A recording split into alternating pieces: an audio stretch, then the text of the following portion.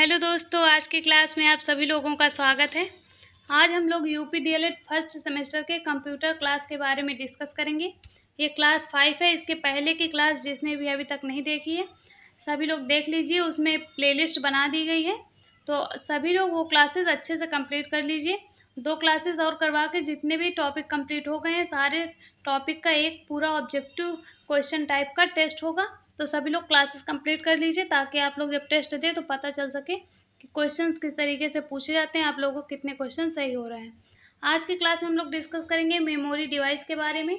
Memory device को storage device के नाम से जाना जाता है। जिसको भी सारे सब्जेक्ट के हैंड रिटन नोट्स फ्री में चाहिए वो टेलीग्राम चैनल को ज्वाइन कर लें। टेलीग्राम चैनल की लिंक डिस्क्रिप्शन बॉक्स में दे दी जाएगी। और जिसने भी अभी तक यूट्यूब चैनल को सब्सक्राइब नहीं किया है सभी लोग चैनल को ज़रूर सब्सक्राइब कर लें।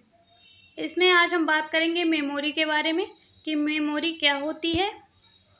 तो इसमें दिया गया है मेमोरी कंप्यूटर में एक कार्यकारी संग्रह है। जो हम किसी चीज़ का कोई डाटा होता है, कोई इन्फॉर्मेशन होता है, उसको कलेक्ट करते हैं, संग्रह करते हैं मेमोरी में। यह कंप्यूटर का सर्वाधिक महत्वपूर्ण भाग होता है जहाँ पर डाटा इन्फॉर्मेशन प्रोसेसिंग के समय से स्थिर रहते हैं और आवश्यकता पड़ने पर उपलब्ध होते हैं। तो अगर आप लोगों से मेमोरी के बारे में पूछा जाएगा तो आप लोग इतना लिख सकते हैं। आगे सबसे इम्पोर्टेंट पॉइंट दिया गया है, वर्तमान में कंप्यूटर में बाइनरी प्रणाली जो है उसका प्रयोग किया जाता है। ऑब्जेक्टिव क्वेश्चन में पूछा जाता है कि वर्तमान में कंप्यूटर में कौन सी प्रणाली प्रयोग की जाती है, तो उसका आंसर हो जाएगा बाइनरी प्रणाली। इसको आप लोग अच्छे से याद रखना। आगे हम लोग डिस्कस करेंगे मेमोरी साइज के बारे में, जिससे हर बार क्वेश्चन पूछे जाते हैं। वेरी इंपॉर्टेंट टॉपिक है ये। इसमें सबसे पहले पूछा जाता है कंप्यूटर में डाटा की सबसे छोटी इकाई कौन सी है। तो इसमें आप लोगों को लिखना होगा जो बिट होती है वह कंप्यूटर में डाटा की सबसे छोटी इकाई होती है। 4 बिट बराबर 1 निबल होता है और 8 बिट बराबर 1 बाइट होता है। यानी कि अगर आप लोगों से यहाँ पर पूछा जाए कि 2 निबल बराबर कितना होता है, तो 2 निबल बराबर 1 बाइट होता है। ये आप लोगों को अच्छे से याद रखना है। आगे इसमें दिया गया है 1024 बाइट बराबर 1 केबी होता है। केबी का मतलब होता है किलोबाइट। 1024 केबी बराबर 1 एमबी होता है। एमबी का मतलब होता है मेगाबाइट। 1024 एमबी बराबर 1 जीबी होता है। जीबी का मतलब होता है गीगाबाइट। उसके आगे इसमें दिया गया है 1024 जीबी का मतलब 1 टीबी होता है। टीबी मतलब होता है टेराबाइट। और 1024 टीबी का मतलब होता है 1 पीबी। पीबी का मतलब होता है पेंटाबाइट। तो ये जो मेमोरी साइज दिया गया इसको आप लोगों को अच्छे से याद रखना है। इसमें जो है बिट से लेकर जीबी तक आप लोगों को अच्छे से याद रखना है, क्योंकि यहाँ से हर बार क्वेश्चंस पूछे जाते हैं, तो इनको आप लोग अच्छे से याद रखना। इसमें आगे जो ये पॉइंट दिया गया है, कंप्यूटर में डाटा की सबसे छोटी इकाई बिट होती है। ये पॉइंट वेरी इंपॉर्टेंट है, यहाँ से क्वेश्चन पूछा गया है ऑब्जेक्टिव में, तो इसको आप लोग अच्छे से याद रखना। आगे हम लोग डिस्कस करेंगे मेमोरी के प्रकार के बारे में। जो मेमोरी होती है यह 2 प्रकार की होती है। एक प्राथमिक मेमोरी और जिसको प्राइमरी मेमोरी कहते हैं, और दूसरी होती है सेकेंडरी मेमोरी जिसको द्वितीयक मेमोरी के नाम से जाना जाता है। जो प्राथमिक मेमोरी होती है यह 2 प्रकार की होती है। एक होती है रैम, दूसरी होती है रोम। और जो द्वितीयक मेमोरी होती है इसके एग्जाम्पल में हम लोग लिख सकते हैं hard disk, floppy disc, CD और डीवीडी। सीडी और डीवीडी इसके आगे फुल फॉर्म हम लोग आगे डिस्कस करेंगे। ये जो है द्वितीयक मेमोरी के एग्जाम्पल दिए गए हैं। और इसमें जो प्राथमिक मेमोरी है इसमें एक पार्ट होता है रैम और एक होता है रोम। जो रैम होती है 2 प्रकार की होती है। एक होती है एस रैम जिसको स्टैटिक रैम के नाम से जानते हैं। दूसरा है डायनेमिक रैम जिसको डी रैम के नाम से जाना जाता है। आगे जो रोम है इसके 3 पार्ट दिए गए हैं। पहला है पी रोम या फिर प्रोम, दूसरा है ई प्रोम या फिर ई पी रोम, और तीसरा दिया गया है ई प्रोम या फिर ई पी रोम। इसको पी रोम पढ़ो या फिर प्रोम पढ़ो, दोनों एक ही है। आगे अब हम लोग प्राथमिक मेमोरी के बारे में अच्छे से डिस्कस करेंगे। उसके बाद द्वितीयक मेमोरी के बारे में डिस्कस करेंगे। रैम और रोम के बारे में अच्छे से डिस्कस करेंगे, इसका फुल फॉर्म क्या होता है। आइए आगे इसमें देखते हैं कि प्राथमिक मेमोरी क्या है। तो जो प्राथमिक मेमोरी होती है इसके बारे में इसमें दिया गया है यह कंप्यूटर की मुख्य मेमोरी होती है। इसमें इंटरनल मेमोरी, इसे जो है जो प्राथमिक मेमोरी होती है, इसे इंटरनल मेमोरी के नाम से जानते हैं। इसमें किसी भी डाटा को अस्थायी रूप से कम समय के लिए रखा जाता है। इसमें प्राथमिक मेमोरी के बारे में आप लोगों को कुछ इंपॉर्टेंट पॉइंट याद रखना है। जैसे यह जो है मुख्य मेमोरी होती है, इसे इंटरनल मेमोरी के नाम से जाना जाता है। यह जो है किसी भी डाटा को अस्थायी रूप से कम समय के लिए इसमें रखा जा सकता है। इसके दो प्रकार होते हैं, एक हो गया रैम, दूसरा हो गया रोम। इसके बारे में हम डिस्कस करेंगे कि रैम क्या होता है। ये क्वेश्चन यहाँ से 2016 में पूछा गया है, इम्पॉर्टेंट क्वेश्चन है। ये हर बार ऑब्जेक्टिव में पूछ लिया जाता है कि रैम का फुल फॉर्म क्या होगा, रोम का फुल फॉर्म क्या होगा। अधिकतर इसके फुल फॉर्म ज़्यादातर पूछे जाते हैं, तो इसको आप लोगों को अच्छे से याद रखना है। जो रैम होती है इसका फुल फॉर्म होता है रैंडम एक्सेस मेमोरी। ये फुल फॉर्म आप लोगों को अच्छे से याद रखना है। तो यह जो है एक अस्थायी भंडारण व्यवस्था है। जो रैम होती है यह अस्थायी भंडारण व्यवस्था है। विद्युत आपूर्ति रुकने या फिर कंप्यूटर बंद होने पर जो संग्रहित डाटा होता है या आंकड़े होते हैं वह डिलीट हो जाते हैं। जैसे आप लोग कंप्यूटर का यूज कर रहे हैं, उसमें अगर लाइट चली जाती है या फिर कंप्यूटर किसी कारण से बंद हो जाता है या लाइट जाने की वजह से बंद हो जाता है, तो उसमें जो संग्रहित डाटा होता है या फिर आंकड़े होते हैं वो डिलीट हो जाते हैं। आगे हम लोग रोम के बारे में डिस्कस करेंगे। रोम का फुल फॉर्म जो होता है रीड ओनली मेमोरी होता है। ये क्वेश्चन कई बार ऑब्जेक्टिव में पूछा गया है। तो यह हो जाएगा कि यह जो है स्थायी मेमोरी होती है। इस प्रकार की मेमोरी में स्टोर डाटा को केबल द्वारा, यहाँ पे केबल होगा, सॉरी, इसमें जो दिया गया है रोम जो दिया गया है यह स्थायी मेमोरी होती है। इस प्रकार की मेमोरी में स्टोर डाटा को केवल पढ़ा जा सकता है। इसमें दिया गया है कि इसे केवल पढ़ा जा सकता है, परिवर्तित नहीं किया जा सकता। अर्थात जो नई सूचनाएं होती हैं इसमें नहीं डाली जा सकती हैं, पहले से इसमें स्टोर रहता है। इसका आप लोगों को सबसे पहले फुल फॉर्म याद रखना है, रैम का फुल फॉर्म और रोम का फुल फॉर्म, ये हर बार पूछा जाता है।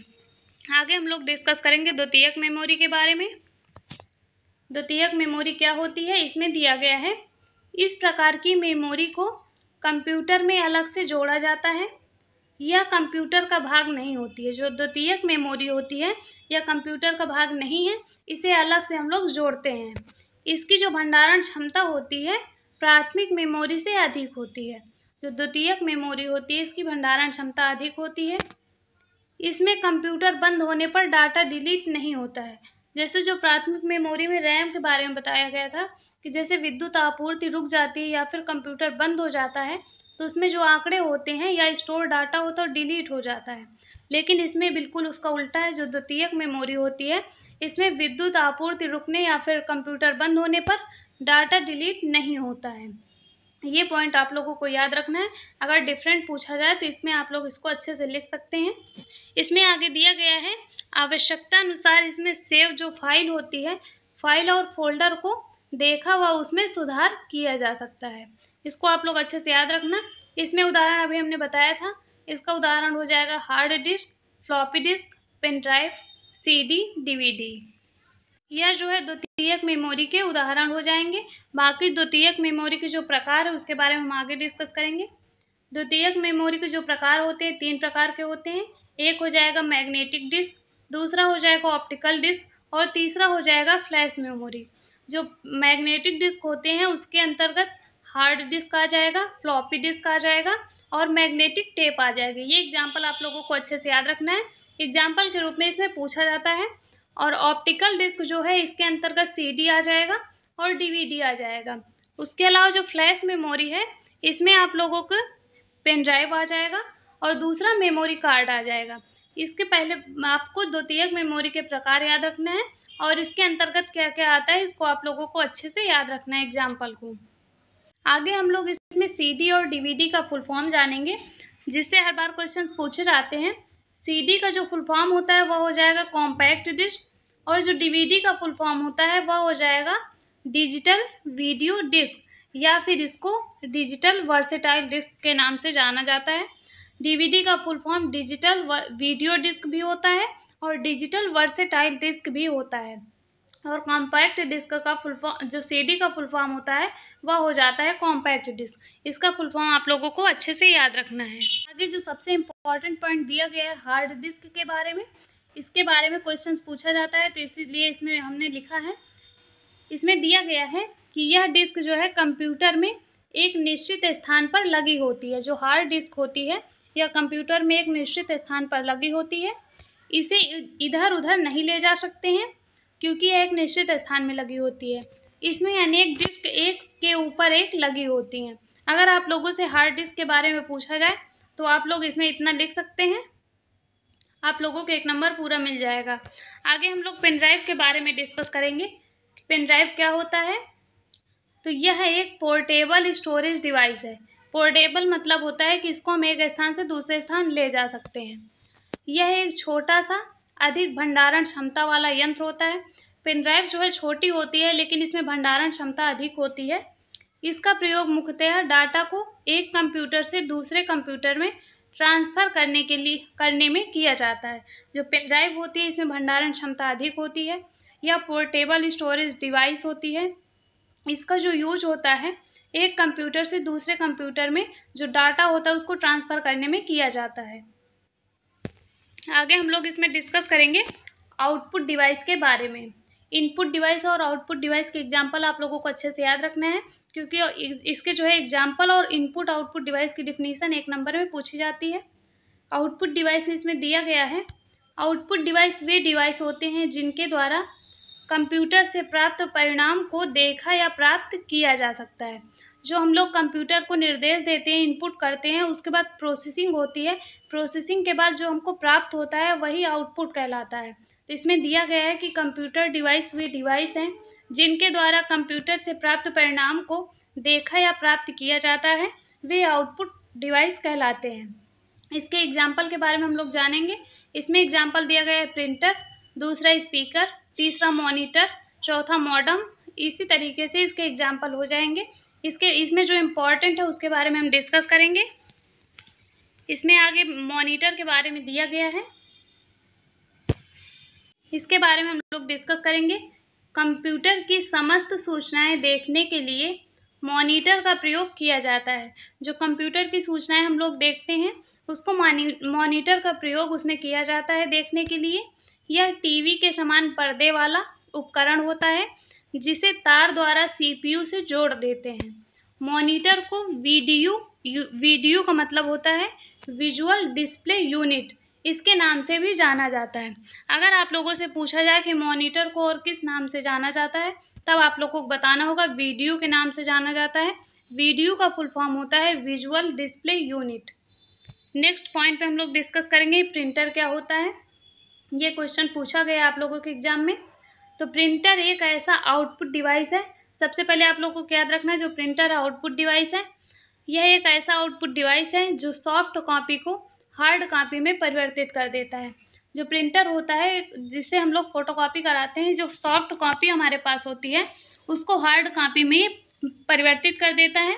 और जो प्रिंटर होता है 2 प्रकार का होता है। ये क्वेश्चन आप लोगों के एग्जाम में पूछा गया है कि प्रिंटर कितने प्रकार का होता है, वेरी शॉर्ट क्वेश्चन में पूछा गया है। तो आप लोगों को लिखना होगा कि जो प्रिंटर होता है 2 प्रकार का होता है, इम्पैक्ट प्रिंटर और नॉन इम्पैक्ट प्रिंटर। इसके बारे में हम लोग जानेंगे कि इम्पैक्ट प्रिंटर क्या होता है और नॉन इम्पैक्ट प्रिंटर क्या होता है। तो जो इम्पैक्ट प्रिंटर होता है इसमें दिया गया है, यह प्रिंटर स्याही लगे रिबन से कागज़ पर छपाई करते हैं। यह सीधे सीधे पेपर से अटैच रहता है। जो इम्पैक्ट प्रिंटर होता है सीधे पेपर से अटैच रहता है। यह टाइपराइटर की तरह होता है। इम्पैक्ट प्रिंटर जो है अनेक प्रकार के होते हैं। पहला इसमें दिया गया है डॉट मैट्रिक प्रिंटर, दूसरा डेजी व्हील प्रिंटर, तीसरा इसमें दिया गया है लाइन प्रिंटर। ये आप लोगों को इसके एग्जाम्पल के रूप में याद रखना है कि जो इम्पैक्ट प्रिंटर होता है उसके कौन कौन से टाइप होते हैं। आगे हम लोग डिस्कस करेंगे नॉन इम्पैक्ट प्रिंटर के बारे में। जो नॉन इम्पैक्ट प्रिंटर होता है इसमें कागज़ और रिबन का कोई संपर्क नहीं होता है। जैसे इम्पैक्ट प्रिंटर में कागज़ और रिबन में स्याही के द्वारा जो है प्रिंट किया जाता है, तो इसमें बताया गया कि जो नॉन इम्पैक्ट प्रिंटर होता है उसमें कागज़ और रिबन का कोई संपर्क नहीं होता है, बल्कि मशीनों द्वारा किरणें डालकर प्रिंटिंग की जाती है। इसमें मशीन के द्वारा जो किरणें होती हैं उसके द्वारा प्रिंटिंग की जाती है। ये निम्न प्रकार के होते हैं। तो जो नॉन इम्पैक्ट प्रिंटर है इसके अंतर्गत इंकजेट प्रिंटर और लेजर प्रिंटर आते हैं। जो इंकजेट प्रिंटर है इससे कई बार क्वेश्चन पूछा गया है 1 या 2 नंबर में कि इंकजेट जो प्रिंटर है वो क्या होता है, इसकी डिफिनीशन पूछी गई है। तो हम लोग इसके जो इंकजेट प्रिंटर और लेजर प्रिंटर के बारे में अच्छे से डिस्कस कर लेंगे क्योंकि इससे क्वेश्चन पूछे जाते हैं। तो जो इंकजेट प्रिंटर होता है इसमें दिया गया है कि इसमें कागज़ पर स्याही की फुहार द्वारा छपाई की जाती है। प्रिंटिंग की गति जो होती है 1 से 4 पेज प्रति मिनट होती है। यह विभिन्न रंगों द्वारा अक्षर और चित्र प्रिंट कर सकता है। विभिन्न प्रकार के जो कलर होते हैं उनके द्वारा अक्षर और चित्र प्रिंट कर सकता है। इसका जो प्रयोग होता है घरेलू उपयोग में कर सकते हैं और छोटे जो व्यवसाय होते हैं उसमें इंकजेट प्रिंटर का प्रयोग किया जा सकता है। तो इसको आप लोगों को अच्छे से याद रखना है।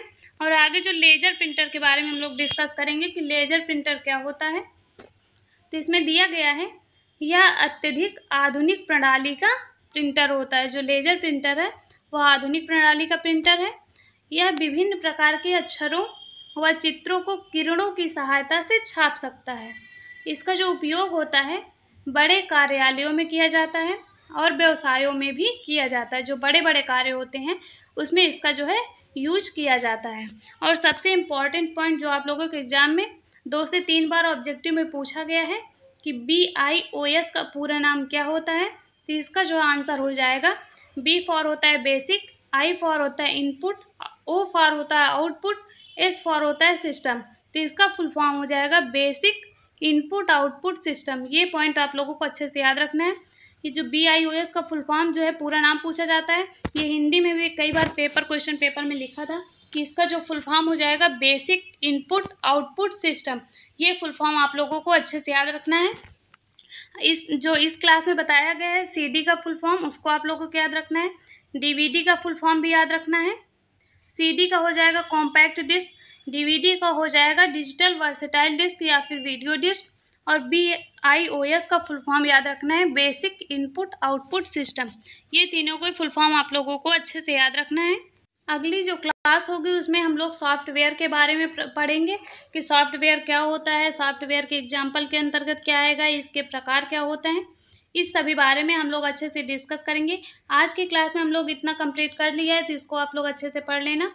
सॉफ्टवेयर वाला जो टॉपिक है इसको हम लोग कंप्लीट कर लेंगे। उसके बाद आप लोगों का टेस्ट परसों शायद होगा। टेलीग्राम चैनल में बता दिया जाएगा कि आप लोगों का टेस्ट कब होगा। तो उसमें आप लोग सभी लोग ज्वाइन हो जाइए टेलीग्राम चैनल में। उसका लिंक डिस्क्रिप्शन बॉक्स में दे दिया जाएगा।